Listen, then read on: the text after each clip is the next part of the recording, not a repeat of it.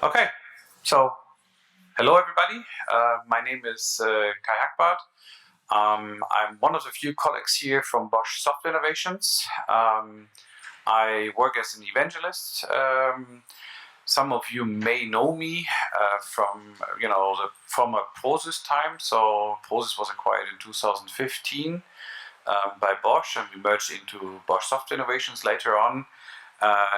So I'm coming more from the OSGi world. So I'm in the board of directors of the OSGi Alliance and have also been, heavily involved in, various standardization activities. Like, I was co-chair of the residential expert group and so on. So today the topic is how Bosch is building its IoT platform using OSGi and Eclipse Vorto, and that sort of limits actually what we do. We do use certainly much more than OSGi and Vorto, but the focus for today is really just this two technologies. All right, so let's get started. So I'll keep it short about challenges, but I think it's still worth mentioning that interoperability is still a major issue. There is a huge fragmentation, so everybody who's working in IoT probably knows that we have tons of IoT platforms. IoT Analytics did a survey I think in 2017, and they were saying there are about 450 IoT platforms last year, right? So today may even be more. Thing is, so there are many domains. There is things like energy, Industry 4.0, smart home, healthcare, logistics, you name it. So IoT basically touches all these domains. There's a wide range of devices that we need to deal with, from simple temperature sensors to very complex machineries and so on. You have to deal with many protocols also from different domains, right? So I'm just listing here a couple of them. There are also still a lot of standards, and they're still sort of increasing, I would say, right? So and there is also the fact that the complexity in general is increasing, because we will also see, I don't think in the near future, but maybe mid to long term, that domains are actually sort of merging. Smart home is part of smart grid. Smart grid is part of smart city, and you can imagine there is no single technology, no single vendor that will be able to cover this. So that just maybe as a sort of first introduction. So then, digital twin, definition and benefits. So those of you who know the Eclipse Dito project will recognize that I basically borrowed these bullet points, but I think they sort of summarize it well. So a digital twin is basically a mirror of a physical device or a physical asset, right? So it's something that runs in your software environment. It provides all sorts of aspects and services around your device, and it keeps basically in sync with the real device and the virtual device within your platform. And you can apply it basically in all kinds of IoT domains, so not just industrial but also in the consumer-centric scenarios. And the benefits are you can turn your devices into services. You can communicate with your device via APIs, and you can enhance also the APIs with additional functionality. And digital twin, depending on the complexity of your IoT platform, can actually start in designing your project. So you have like a digital twin of a motor that is part of the washing machine. Yeah? So you basically design your product, with virtual or digital twins, and you can sort of test and simulate it already, right? And then you transform it basically into the real world, into the production, and you're also sort of able to deploy the corresponding firmware that you need in order to run this, correctly and so on. So, but that's, let's say, the very complex picture, right? So, for larger companies. Then this is what Bosch is doing. We have this Bosch IoT Suite. We use a lot of open source, as probably all of you know already, right? So there were, I guess, a couple of presentations already and still are coming. I'm focusing now just on the digital twin part. So we sort of have a digital twin part. Can you see this here? Yeah. All right. So in our Bosch IoT Gateway services, Bosch IoT Gateway Software, we call this functional item. We'll show this in a bit. And we have, let's say, the Bosch IoT Suite, which is a set of cloud services. And they are built on various open source projects. Eclipse Ditto is basically our digital twin layer within the suite. And so Eclipse Vorto, which is also what I'm trying to show here today, is what we use to basically build those digital twins in our IoT platforms. All right, let's move on. So this is just how our Bosch IoT Gateway software works. So as I said, we call this functional items within our framework. And it's basically nothing else in a digital twin. So you basically have a software representation of the device in the actual gateway platform. Yeah? And you have, let's say, a corresponding digital twin on the, let's say, cloud or backend platform, and they sort of can synchronize in real time if you want. Functional item can also be something else, so you can have some automation logic, or you can group some devices or group functionalities. A functional item could also be a cloud service or some application logic. And basically you have, let's say, a sort of signal interface, JSON, RPC, or REST, through which you communicate with your device. So actually your application allows you to use this. And the advantage is, so we sort of abstract devices from the actual protocols. Yeah? That has especially an advantage if you want to build ecosystems. Yeah? So if you if you know KiwiCon, yeah, so they built this smart home system. They have many different devices, so they you can integrate a Philips Hue to switch lamps on or to turn color or whatever, right? But they have alternatives. But the application, it shouldn't really care about how it's connected. It just wants to turn on or off the light or change the color or do something else with it. But that's it, right? And that's sort of the advantage that you decouple the protocol from the actual device.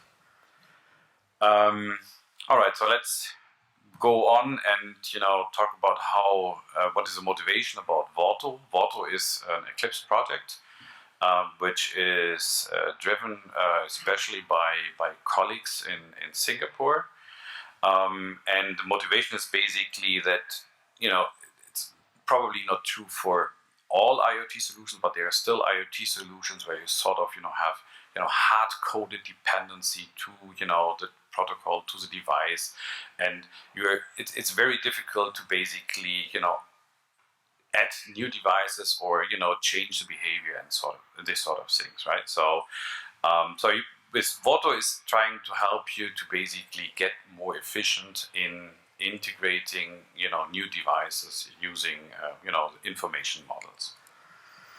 All right, so this is basically how it works. I would go into more detail about this, but basically there are different parties involved. So you have a device manufacturer which actually defines the information model for its devices.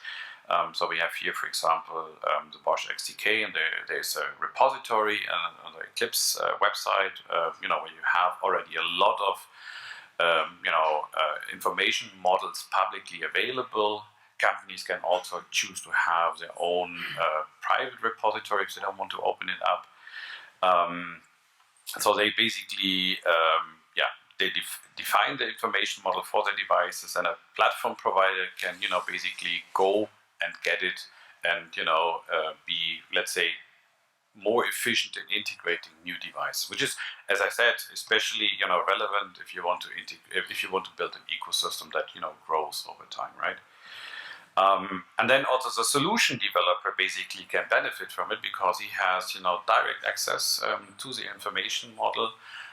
He knows what the API looks like and so on. So it's really also helping them to participate in such an ecosystem. Yeah, so that about this. So what are the benefits of Vorto? First of all, it enables interoperability. So on the one hand, as I said, you have a device manufacturer, he defines the information model, and you have on the other side not just one, maybe several platforms, and they could even be interoperable between each other, basically by using the same information models. Yeah, it's an open source project, obviously, right? So that also helps that people can collaborate more easily together. It's easy to use. You will see this in a little while, and it really requires not little technical knowledge. So you don't really need to know Java or any programming language to basically define an information model. And obviously, one of the big benefits is really it reduces the development efforts when you integrate new IoT devices. Let's go on. So here's an overview of contributors. So that there are more, but this is just an outline here. So Bosch is one of the drivers, but we had also contributions from companies like PTC actually here, Google, Eurotech, Samsung. You will see what kind of code generators are already available.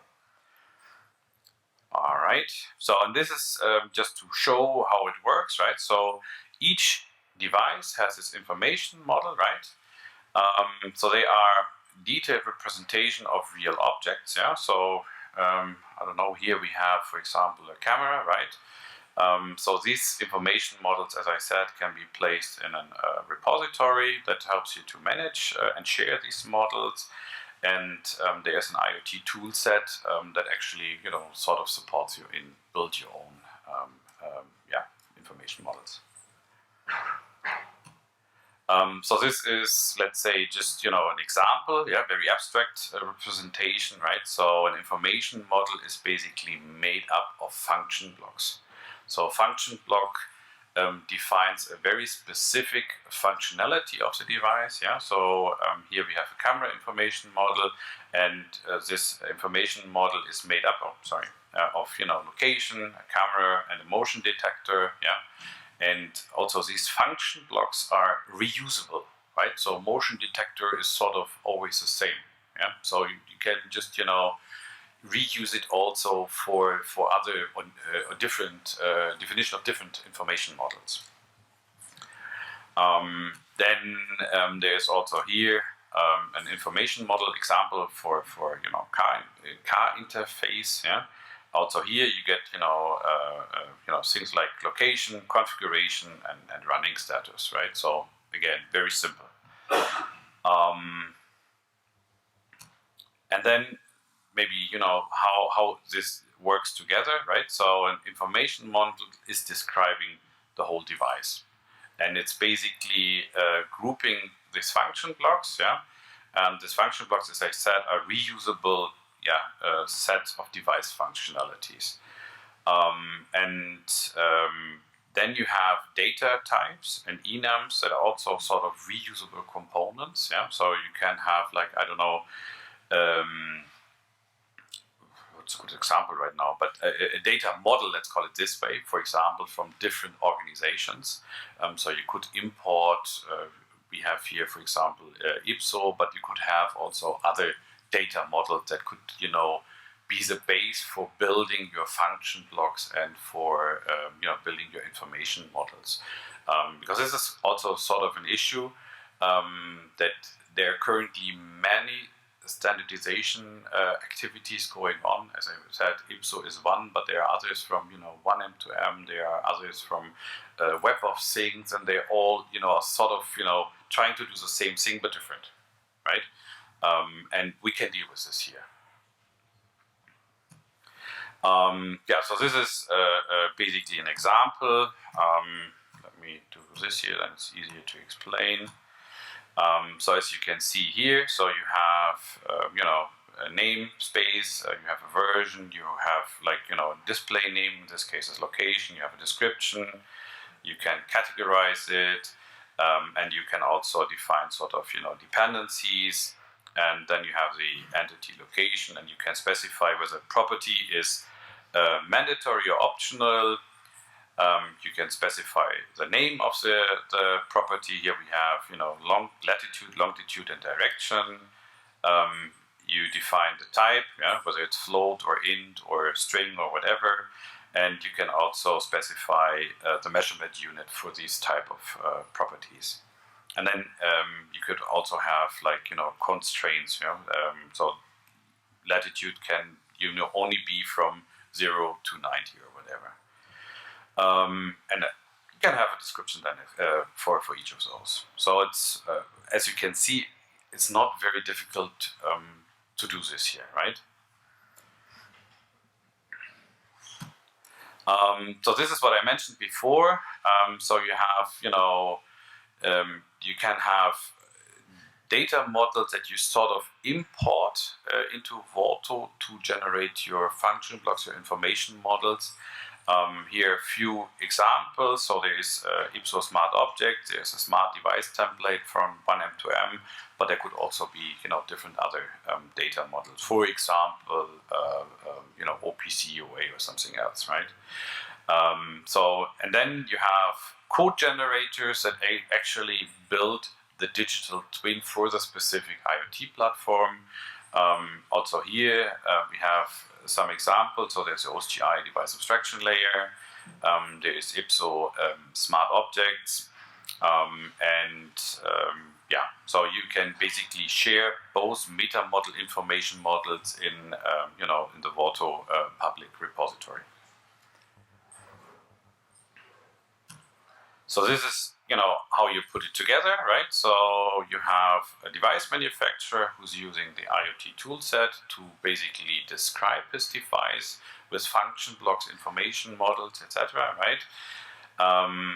He basically stores this in the repository, and then, as I said, the platform vendor can go there, pick the information model. And in the best case, there's already a code generator for his specific platform, generate the code specifically. So he has sort of, maybe, just a frame code, depends a little bit on the platform itself. And then, he has to write some glue code that it actually works with a physical device, right?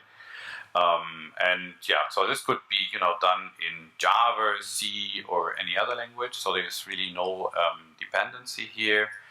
And then also, as I said, a developer, who wants to participate in a platform ecosystem, he can basically just, pick the information model. He knows everything he needs to know in order to write, let's say, an IoT application, right? And it's not necessarily specific, or then it's not necessarily specific for the platform, right? Because he can use it also across other platforms. And it's also not necessarily specific to, let's say, specific type of device. So there's a use case where we, did this. It's already some time ago, but still, I think visualizes nicely, how it can be done. So there is the track and trace testbed from the Industrial Internet Consortium, and what we actually did here is we had a tightening tool from Bosch XDK. It's like very heavy, powerful, programmable tool.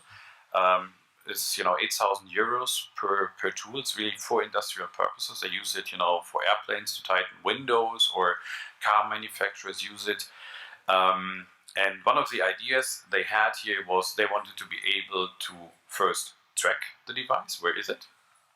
So we had some locationing system there. And they also wanted to get data out of the device. So the device actually was talking, via Wi-Fi, with our gateway software in this case.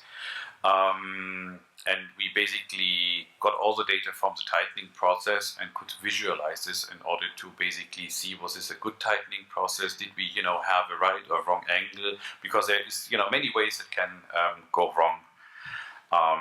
So that's, about the use case. Here basically, so there is open standards that help to master the heterogeneity, right?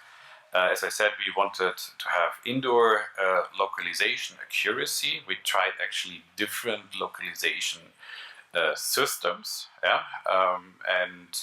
it's not really, I could say that there's a difference, especially accuracy comes with a price, right? So depending, what you're willing to pay for, what level of accuracy you want, you also pay for it and so on. So there's a factory integration at multiple levels, right? So you want maybe to do some sort of fleet management. You want to use it also, for example, as I said, to just see, was it a good process, was it a bad process?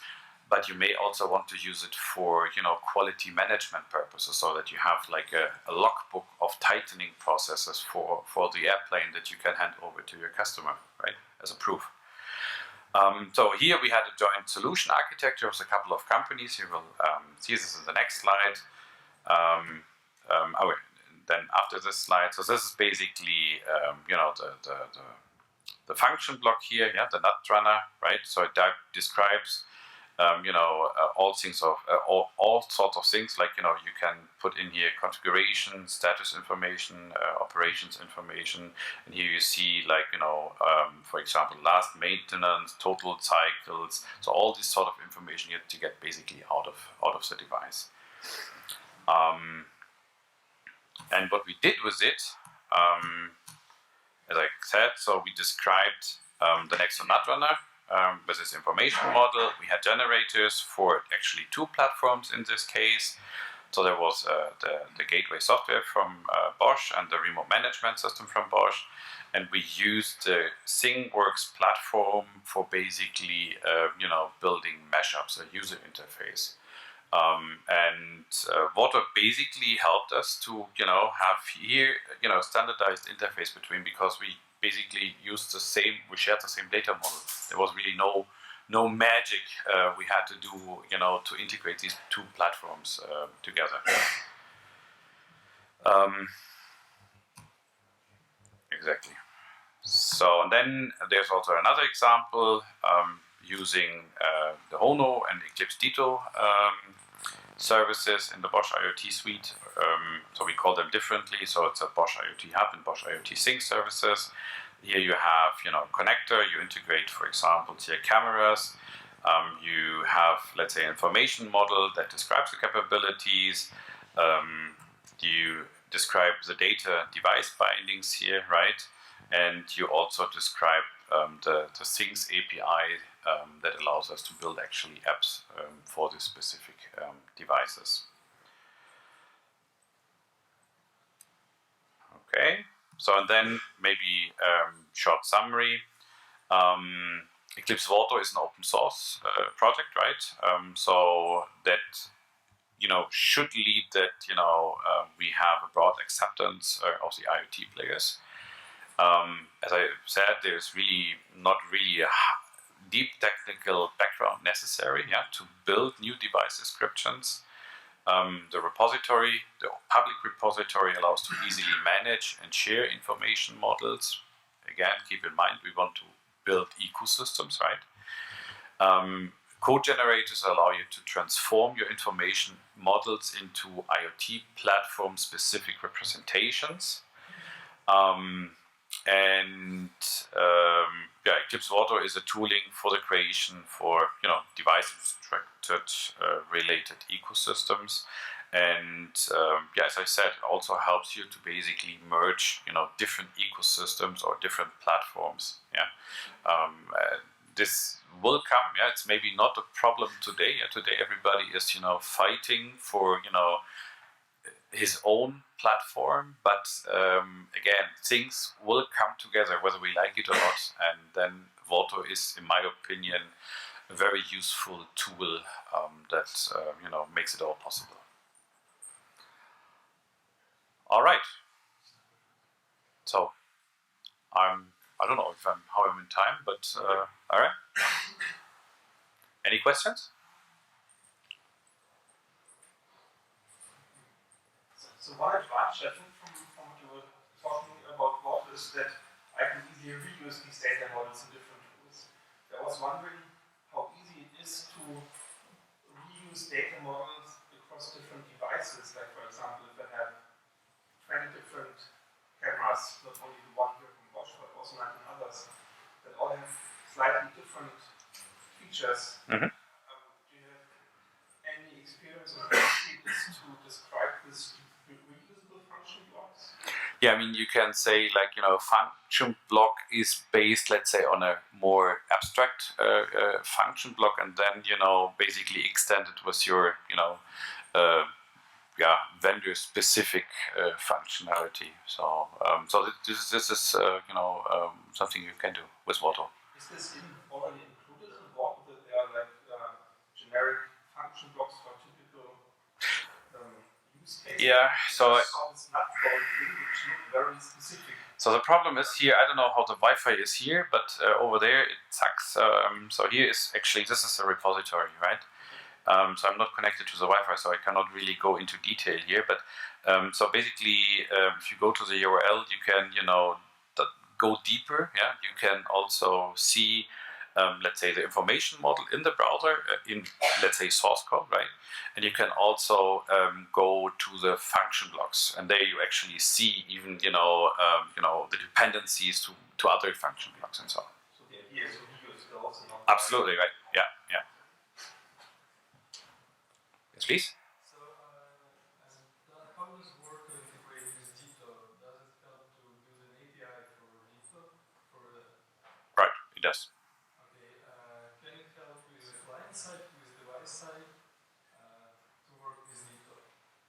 Yeah, this is what I was trying to say. I mean, let me jump back into here. So this here is not maybe the best representation, but so this part here is actually all right. So this part here is actually a gateway. So it's more closer to the device, not in the cloud, right? So this is actually we have this we call it functional item. That's basically what we use our definition of a digital twin in our gateway software, and we generate also functional items for this. And you could write also your own generator for some other technology if you wanted to, right? So I remember when we did this in 2015, the first prototype. Olaf Weinmann, who was a project lead back then, he actually wrote, code generator in like 2 hours. First prototype, right? And it was working, right? So, yes, please. If you have to integrate different things with different information models, where would the glue code go? Combine things or map information models to each other. Can you repeat? I didn't fully understand. Things with different information models. Yeah. Combine them in some common identification. I guess you need to have some glue code to combine them. Yeah, it depends a little bit actually on the platform. So in our case, in the gateway software, we would need to write some glue code to actually make it work with a specific device. But it's already, I mean, how to say, taking a lot of effort, away from you, to just, describe the device, right? So you could, right? Yeah, you could have a function block that's sort of, reusable then, right? Yeah.